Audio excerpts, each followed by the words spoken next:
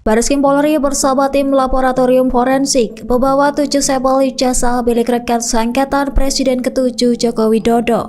Diketahui sampel ijazah milik rekan Jokowi dari SMA Negeri Dam Solo dan Universitas Gadjah Mada. Sampel itu sebagai data pembanding dalam penyelidikan atas dugaan ijazah palsu. Adapun penyelidikan akan dilakukan selama sebulan di Solo dan Yogyakarta.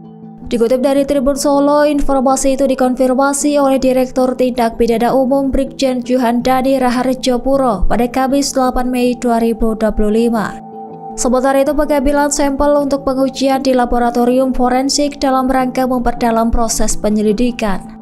Selain ijazah, penyidik juga memeriksa dokumen akademik lainnya termasuk skripsi Jokowi di Universitas Gadjah Mada.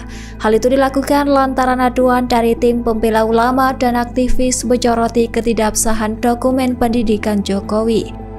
Lantas, Brigjen Juhandani menegaskan penyelidikan dilakukan berdasarkan kewajiban Polri untuk menguji setiap dalil dalam laporan masyarakat. Menurutnya, proses ini bertujuan untuk mengungkap fakta secara objektif dan ilmiah. Saat ini Bareskrim masih menunggu hasil dari laboratorium forensik guna memastikan keaslian dokumen. Bareskrim Polri berkomitmen untuk menyampaikan informasi secara transparan kepada publik. Download Tribun X sekarang, menghadirkan lokal menjadi Indonesia.